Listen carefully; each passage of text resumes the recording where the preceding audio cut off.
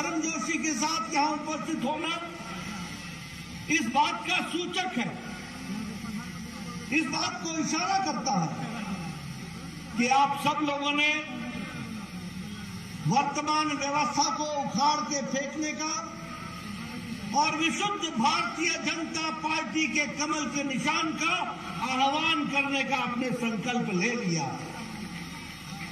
और इसीलिए ये जो आप सोच रहे हैं, इसको साकार करने का काम भारतीय जनता पार्टी ने भी संकल्प के रूप में लिया। और हम क्यों न लें, अगर हमारे पास भारत के यशस्वी प्रधानमंत्री नरेंद्र मोदी जी एक नेतृत्व की क्षमता रखने वाले, दुनिया में जिन्होंने अपने आप को स्थापित किया है, ऐसे हमारे नेता हो जिन्होंने विपरीत परिस्थिति में भी देश को आगे बढ़ाने में कोई कसर नहीं छोड़ी हो और उनकी इच्छा बिहार को फिर से आगे बढ़ाने की हो, ऐसे में बिहार की जनता पीछे कैसे रह सकती है? वो भी आगे बढ़ करके उस काम को पूरा करेगी, ये मेरा विश्वास है। और जब मैं ये कहता हूं तो मैं ये भी आपसे कहना चाहता हूं कि आज हमारा सौभाग्य है कि जब दुनिया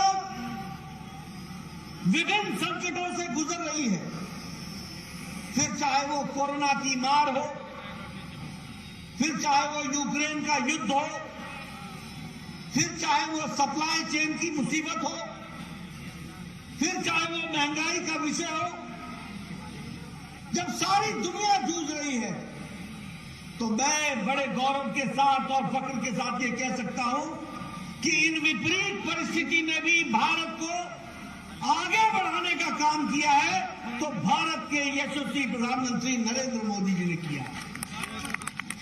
और मैं फिर कहने के लिए नहीं कह रहा हूं, आप सब लोग यहां पर खड़े हैं, बैठे हैं, बड़े नजदीक नजदीक हैं, किसी ने भी चेहरे पर मास्क नहीं पहना है।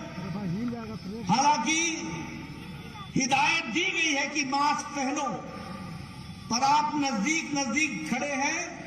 यह इसलिए संभव हो पाया है कि भारत के यशस्वी प्रधानमंत्री ने 135 करोड़ की जनता को 220 करोड़ टीकाकरण करके डबल डोज देकर के आपको सुरक्षा कवच पहनाया है। आप चीन की हालत देख लीजिए, टेलीविजन पर आपको आए दिन दिख रहा है। अमेरिका में टीकाकरण पूरा नहीं हुआ है, यूरोप में टीकाकरण पूरा नहीं हुआ है, अभी भी वहां के देश टीकाकरण के विषय को लेकर के जूझ रहे हैं। लेकिन यह हमारा देश है, मोदी जी के नेतृत्व में आज 220 करोड़ डबल डोज और बूस्टर डोज लेकर के तैयार है कोरोना से दो हाथ करने की।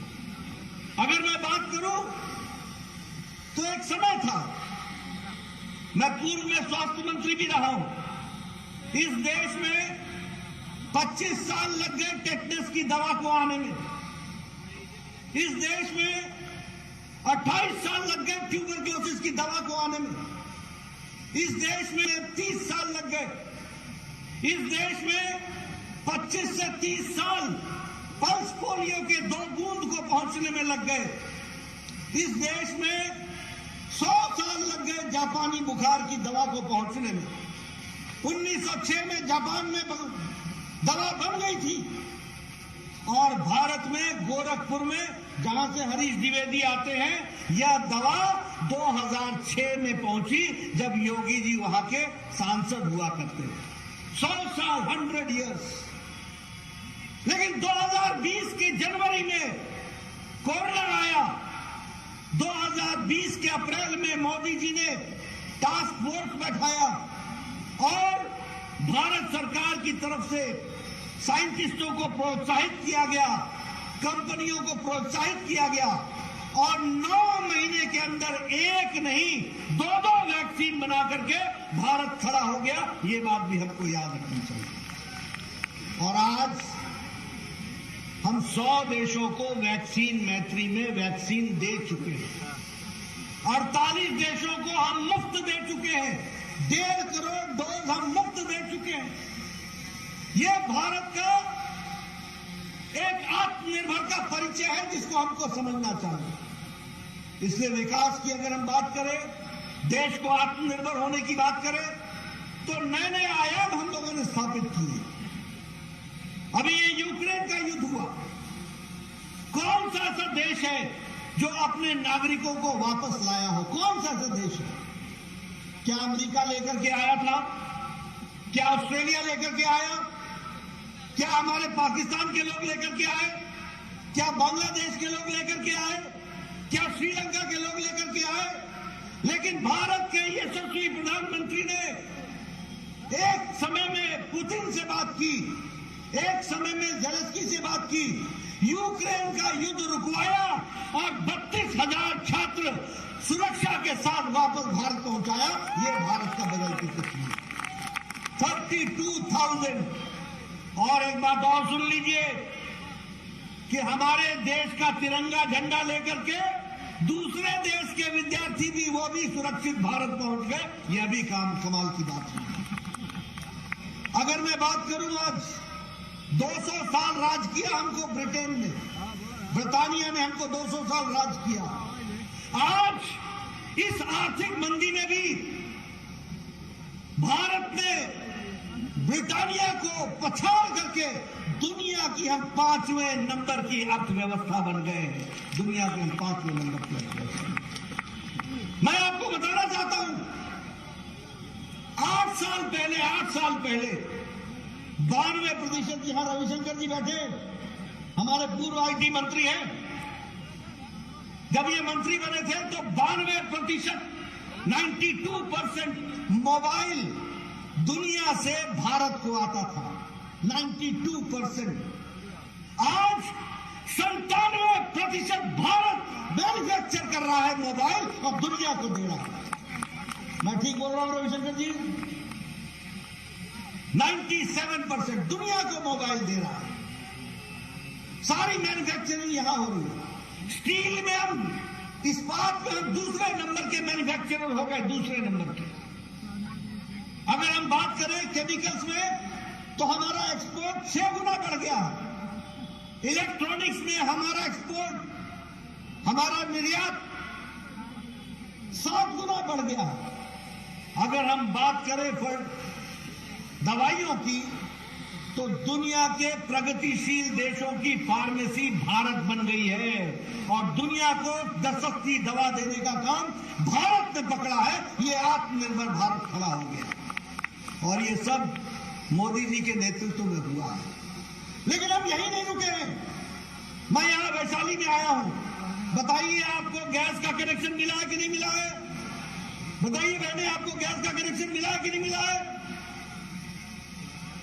मैं तो गांव से आता हूं, मैंने तो देखा है कैसे बहनें सुबह सुबह उठ करके लकड़ी इकट्ठा करती थी और लकड़ी इकट्ठा करके चूल्हा जलाती थी। और आपके यहां गोईठा बनाया जाता था, उसको थापा जाता था। क्या बोलते हैं? थापना ही बोलते हैं। थापना ही ना। गोईठा थापा जाता था, धूप में सुखाया जाता था, उससे चूल्हा जलाया जाता था और तब जाकर के धुएं के बीच में 1 कप चाय बना करके बहनें अपने पति देव को दिया करती थी। आजकल 11 करोड़ बहनें हैं, लाइटर से, टक से गैस का चूल्हा जलाती हैं और 15 मिनट में चाय पिलाती हैं और 1 घंटे में भोजन खिला करके पति देव को विदा कर देती है, जाओ काम पर जाओ।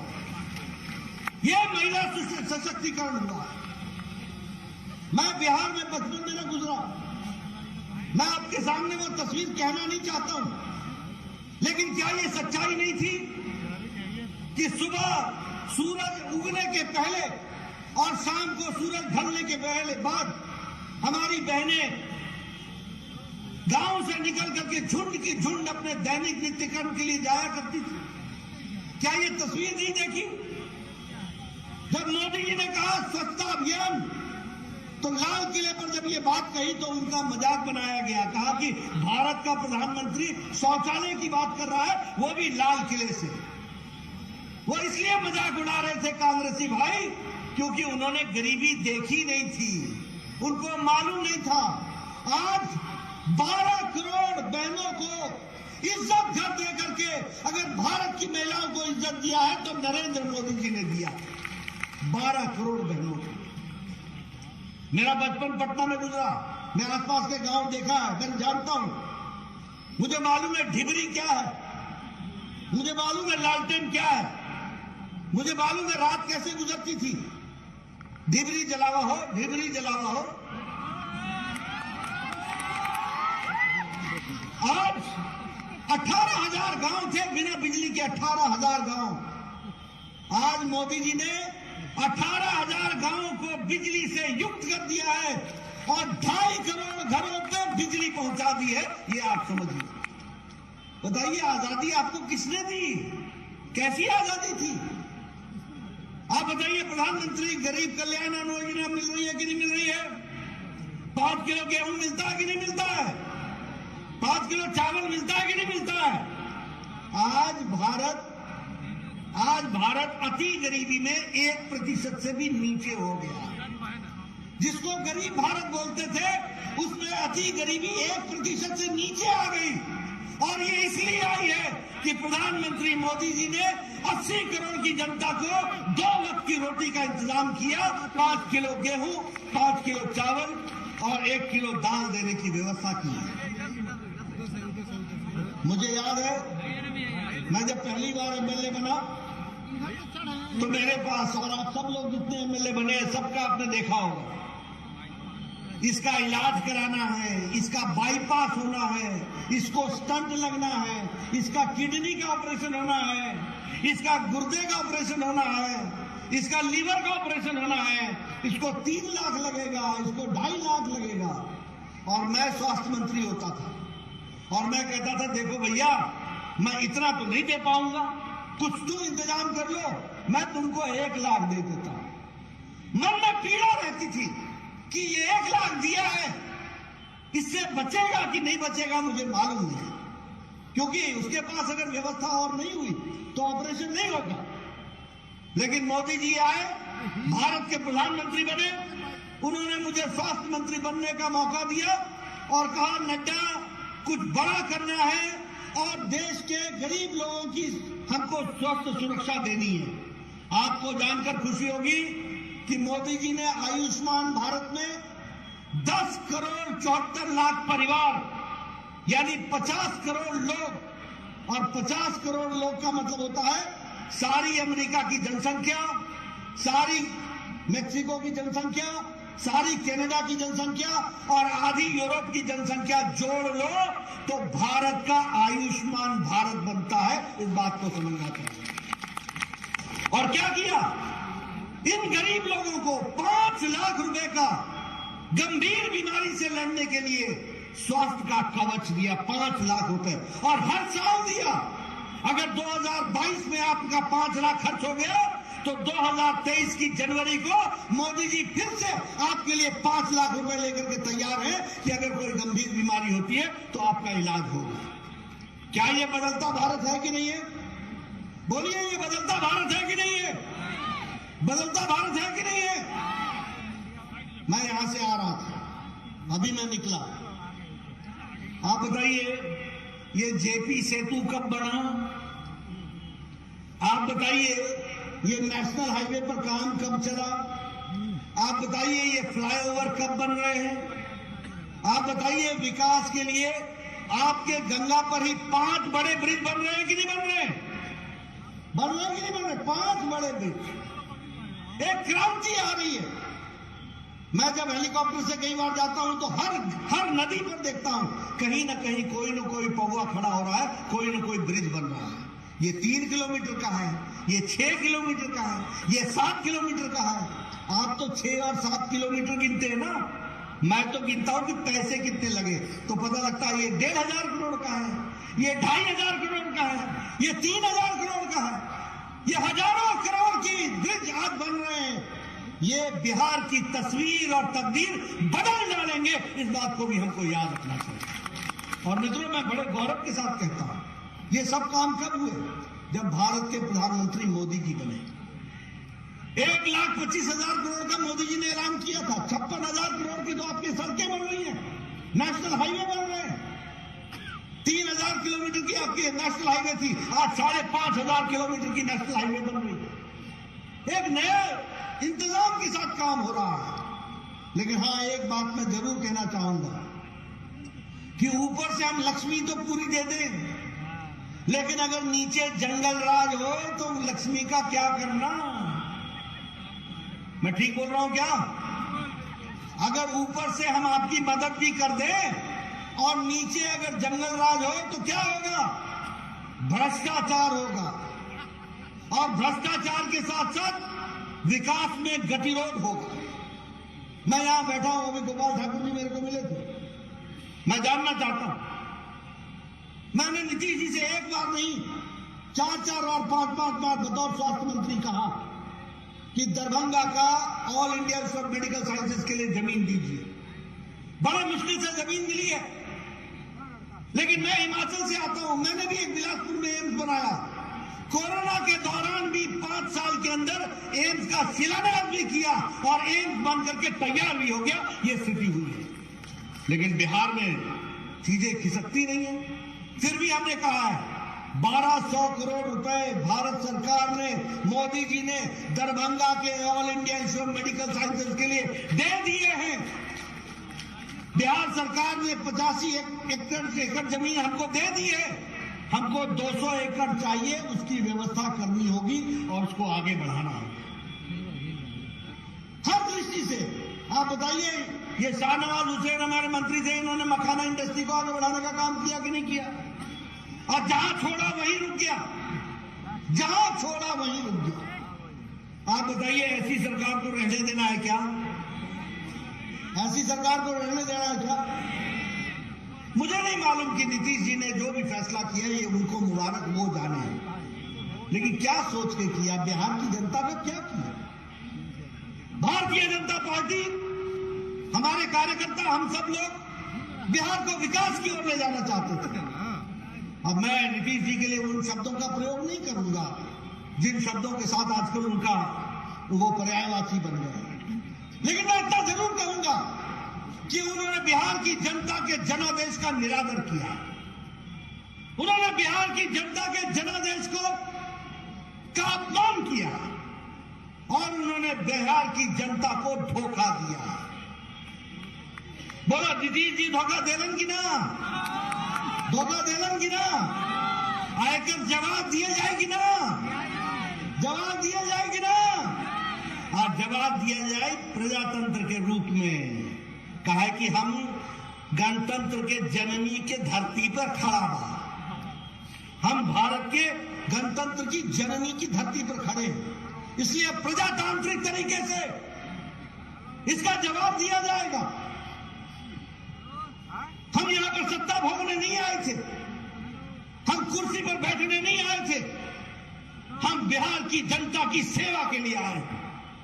हम बिहार की तस्वीर और तकदीर बदलने के लिए आए हैं। हम बिहार को विकास की ओर ले जाने के लिए आए हैं। क्या कारण था कि आपका पटना का all India institute of medical sciences एक बड़ी बुरी हालत में था? और क्या कारण था जब हमारी सरकार बन गई तो 5 साल के अंदर उसको हमने फिर से जागृत किया और कोरोना के दौरान सबसे ज्यादा लड़ाई लड़ने वाला संस्थान all India institute of medical sciences Patna बन गया? क्या कारण था? मंगल पांडे जी बताएंगे वो इंस्टीट्यूट, वो कौन सा इंस्टीट्यूट था? IGIMS। क्या कारण था? क्यों हुआ? उसको पैसे नहीं मिल रहे थे। आपने भारत सरकार में हम लोगों को बैठाया, मोदी जी का आशीर्वाद मिला, दुगनी ताकत के साथ मैंने इनको पैसे देकर के उसको फिर से रिवाइव किया।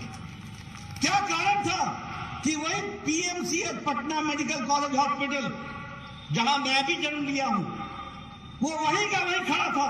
और क्या कारण था कि आज वहां सुपर स्पेशलिटी ब्लॉक भी बनकर के तैयार है और 5,000 करोड़ रुपए की लागत से सबसे बड़ा हॉस्पिटल बनने की भी तैयारी है। ये अंतर है। नित्यानंद जी के साथ हम बचपन में आया करते थे जब युवा मोर्चा में थे, पता नहीं चलता था कि खेत में चल रहे हैं कि सड़क में चल रहे हैं, सड़क है या खेत है मालूम ही नहीं चलता था। आज बोलते हैं कि आप गांधी सेतु से आओगे या जेएनटी सेतु से आओगे। ये फर्क आ चुका है। एक विकास की एक नई कहानी लिखी जा चुकी है। इसलिए मैं आपसे निवेदन करने के लिए आया हूं। सारे विकास के आयाम यहां पर बिहार में हम लोगों ने आगे बढ़ाने का काम किया है। लेकिन हां, जब मैं बिहार के चुनाव में आया था तो मैं आपको आगाह करता था कि अगर ये आरजेडी की सरकार आ जाएगी, अगर ये तेजस्वी की सरकार आ जाएगी तो जंगल राज आ जाएगी। और आज मैं कह सकता हूं कि जंगल राज आ गया है, आ चुका है। मैं आगे आपको दूंगा। अगस्त महीने में कितने मर्डर हुए, एक ही महीने के अंदर कितने एक्सटॉर्शन हुए हैं, एक ही महीने के अंदर कितने लोगों को बंधक बनाया गया है, महिलाओं के साथ कितना अत्याचार हो रहा है, लॉ एंड ऑर्डर एकदम जिसको बोलते हैं ध्वस्त हो चुका है, प्रशासन पर पकड़ खत्म हो गई है। मुझे तो यह भी अब समझ में नहीं आता है कि सुशासन बाबू की सरकार में शासन कौन कर रहा है। यही नहीं पता चल रहा है कि अब शासन कौन कर रहा है, किसका शासन है और कौन सा सुशासन है। बिहार की व्यवस्थाएं चरमरा गई हैं, बिहार की व्यवस्थाएं प्रशासनिक दृष्टि से ठप हो गई हैं और केंद्र सरकार की मदद के बावजूद भी बिहार आगे नहीं बढ़ पा रहा। और इसीलिए मैं आपसे अपील करने आया हूं, मैं आपसे निवेदन करने आया हूं, मैं आपसे गुजारिश करने आया हूं, मैं आपसे अर्ज करने आया हूं कि समय आ गया है जब बिहार को भारतीय जनता पार्टी विशुद्ध रूप से आगे ले जाए। अब समय आ गया है जब भारतीय जनता पार्टी बिहार का नेतृत्व करे और भारतीय जनता पार्टी की विशुद्ध सरकार बनकर के बिहार को आगे बढ़ाने में अपना योगदान करे। बताइए, आप लोग उसमें आगे बढ़ेंगे ना? आप लोग आगे बढ़ेंगे ना? करेंगे ना? मैं इधर से सुनना चाहता हूं, बिहार की जनता कमल के निशान को आगे बढ़ाएगी, बढ़ाएंगे।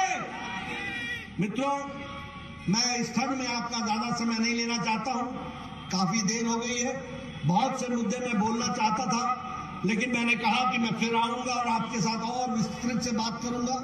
लेकिन आज मैं एक ही बात कहना चाहता हूं, बिहार को मैं अच्छी तरीके से जानता हूं, इनकी तकलीफों को भी जानता हूं और बिहार के दमखम को भी जानता हूं। बिहार अगर कुछ फैसला कर लेता है तो उसको निर्णायक मोड़ तक पहुंचाता है। और मैं चाहता हूं कि आप अब फैसला कर लीजिए, समय आ गया है। ये जितने रली मिली लोग हैं ना, रले मिले लोग, पता नहीं चलता कि कब मसर में दाल चना आ गया और चना में मसर आ गया। इससे जरा सा छुट्टी पाइए और विशुद्ध भारतीय जनता पार्टी के कमल के निशान को सरकार को आगे बढ़ाने का काम। मुझे पूरा विश्वास है कि आप इसको आगे बढ़ाएंगे। आपने इस सर्दी में भी मेरी बात ध्यानपूर्वक सुनी। आपका बहुत बहुत धन्यवाद। जय भारत, जय बिहार।